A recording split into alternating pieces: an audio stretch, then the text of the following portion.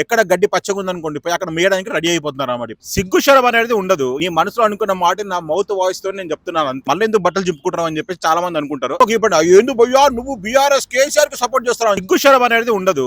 ఎన్ని సార్లు చెప్పినా, ఎంత మంది చెప్పినా, నీ కుటుంబ సభ్యులు చెప్పినా గానీ, నీ ఫ్రెండ్స్ చెప్పినా గానీ, నీ వెల్ విషర్స్ చెప్పినా గానీ, నీ ప్రియమైన సబ్స్క్రైబర్లు చెప్పినా గానీ, నేను ఎంతో హేట్ చేసి నీ మంచి గురించి ఆలోచించే నీ హేటర్స్ చెప్పినా గానీ నీకు అర్థం కాదురా, ఎర్రినా గొర్రె వినోదు. ఎన్నిసార్లు చెప్పాలరా పాలిటిక్స్ లో పోయి ఇన్వాల్వ్ కాకరా, నీకెందుకురా అని చెప్పేసి అంటారు చాలా మంది. అయినా గానీ చెంతకుట్ట పక్కన ఈగుతున్న ముసురుతున్న ఈగలాగా అక్కడే బుయ్యి అని కూడా తిరుగుతా ఉంటది. సిగ్గుశరం లేని మనిషివరా నువ్వు. అంటే అవునా అని చెప్పేసి అంటే అవునరా అన్న ఏం చేద్దాం చెప్పు. అటు పోయి ఇటు పోయి పాలిటిక్స్ లో అందరూ కలిసి నన్ను అట్లా చేసేసినారు. నన్ను ఏం చేయలేక నేను ఒక ఎడిక్షన్ లాగా అయిపోయింది నాకు పాలిటిక్స్ అంటే, ఎస్పెషల్ మన తెలంగాణ గురించి. సో దీని గురించి కూడా నేను చెయ్యాలని చెప్పేసి కడుపు చింపుకుంటా ఉన్నా. సరే ఏడుగురా గొర్రె, ఎందుకురా ఏడుస్తున్నావు చెప్పు. ఇప్పుడు ఈ మధ్య ఎందుకు వచ్చినావు మధ్యలో, మళ్ళీ ఎందుకు బట్టలు చింపుకుంటున్నావు అని చెప్పేసి చాలా మంది అనుకుంటారు. సో చింపుకుంటున్నా, చూసుకోండి ఓకేనా. Let's start our video. ఏందిరా భయ్యా ఆ పాలిటిక్స్ ఈ పాలిటిక్స్, అటు పోయి ఇటు పోయి జంపు జాక్లు మళ్ళీ తయారైనారు. ఎందుకురా బాబు నీకెందుకు అని చెప్పి చాలా మంది నా వెల్ విషెస్ చెప్తా ఉంటారు. ఏం చేద్దాం చెప్పు భయ్యా. నేను ఎస్పెషల్లీ నేను ఒక పెద్ద న్యూస్ యాంకర్ ని కాదు, న్యూస్ ఛానల్ యాంకర్ ని కాదు.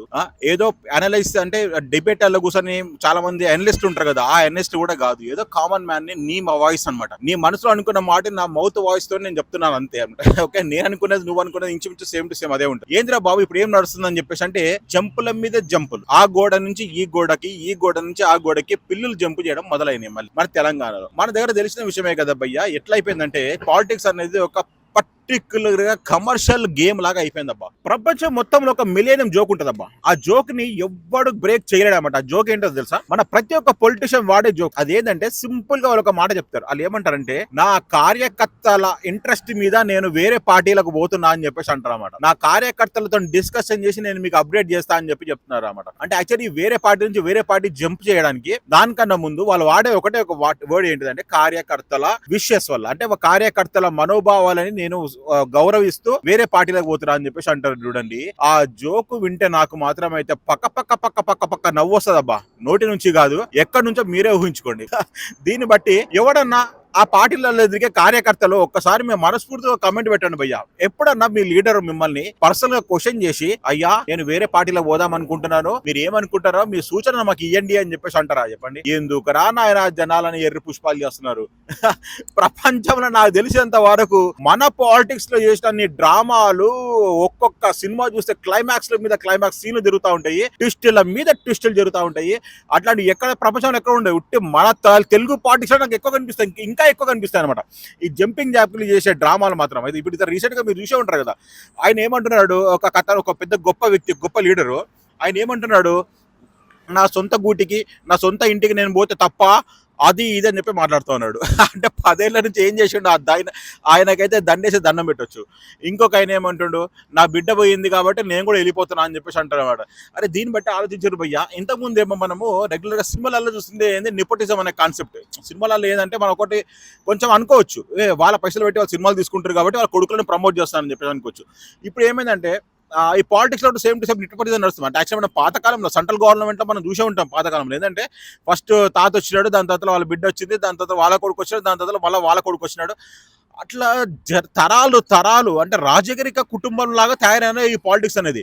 ఒకటి గుర్తుపెట్టుకొని భయ్యా, ఒక పర్టికులర్ డిస్ట్రిక్ట్ లో ఏమైపోతుందంటే వేరే పార్టీ వాళ్ళైతే ఎవరు బయటికి రాడు, కానీ ఒక్క కుటుంబానికి సంబంధించిన వాళ్ళే, అంటే వాళ్ళు లేకుంటే వాళ్ళ పిల్లలో, లేకుంటే వాళ్ళ పిల్లలో, లేకుంటే వాళ్ళ మనమడో, వాళ్ళ అల్లుడో, వాళ్ళ బొమ్మడిదో వాళ్ళే ఉంటారు, కానీ బయట వాళ్ళు ఎప్పుడు రాడనమాట. ఇట్లా తయారైంది మన దౌర్భాగ్యం. ఏంటంటే మన పాతకాలంలో మనం ఏంటంటే రాజుల కాలం ఉండేది, నిజాములు పరిపాలించే వాళ్ళు, ఇంకా వేరే వాళ్ళు పరిపాలించే వాళ్ళని చెప్పి అనుకుంటాం కదండి. ఇప్పుడు కూడా సేమ్ టు సేమ్ అదే కాన్సెప్ట్ నడుస్తూ ఉంది. ఇంకా ఈ జంపింగ్ జాక్ల గురించి మాట్లాడుకుంటే చెప్పినా కదా ఆల్రెడీ ఇంతకుముందు, ఎక్కడ గడ్డి పచ్చగా ఉందనుకోండి పోయి అక్కడ మేయడానికి రెడీ అయిపోతున్నారు అన్నమాట. ఇప్పుడు ఇంతకుముందేమో బీఆర్ఎస్ పార్టీలో ఫుల్ పచ్చగా ఉండే కాబట్టి అందరూ ఎక్కడి నుంచి జంపు జనాలంటే అక్కడ పోయినారు. దాని తర్వాత ఇప్పుడు ఏమైంది, ఇప్పుడు కాంగ్రెస్ లో కొంచెం పచ్చగా కనిపిస్తుంది చెప్పేసి అక్కడ ఉన్న వాళ్ళందరూ ఇక్కడ జంప్ అయిపోతున్నారు.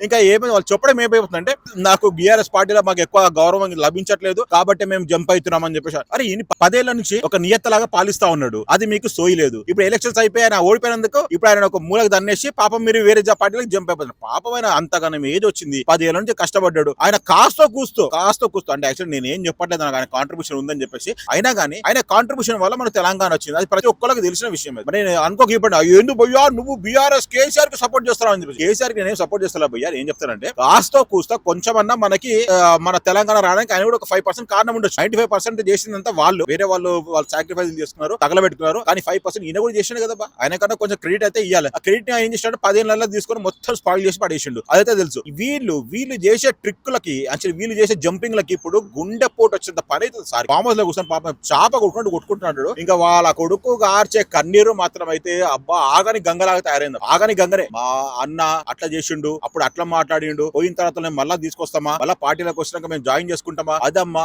ఇదమ్మా అని చెప్పి మాట్లాడుతూ ఉన్నాడు. ఇది మాత్రం ఏం పొలిటికల్ డ్రామాలు రా ఆయన. సినిమాలనైతే తీయలేము, ఈ పాలిటిక్స్ ని మాత్రం పెట్టలేము అనమాట. నా విషయం వరకు అయితే first of all directors, cinema director especially చెప్పాలంటే దండేసి దండం పెట్టాలా. వాళ్ళు ఎంత కష్టపడి తీసిన సినిమాలన్నీ ఎట్లుంటాయంటే సూపర్ లాజికల్ సినిమాలు అబ్బా. వాళ్ళు చేసే పాయింట్లు మాత్రం ఫ్యూచర్ ఫోర్కాస్ట్ ఉంటుంది కదా, ఆ ఫోర్కాస్ట్ ఫ్యూచర్ ఏం జరగబోతుందో అని చెప్పి చూసి మరి వాళ్ళు సినిమాలు తీస్తాడు. వాళ్ళకైతే హ్యాట్స్ ఆఫ్ చెప్పాలి. ఎందుకంటే ఎస్పెషల్లీ రానా గారి సినిమా కూడా వచ్చిందబ్బా. రానా గారి సినిమాలో ఏంటంటే నేనే రాజు నేనే మంత్రి సినిమాలో వాళ్ళు ఒక విలన్ గాడు ఒక డైలాగ్ చెప్తాడు. ఆడేమన్నాడు, నువ్వు ఏ పార్టీ కన్నావు ఆ పార్టీలో మేమే ఉంటాం, ఈ పార్టీలో మేమే ఉంటాం అని చెప్పేసి అంటాడు.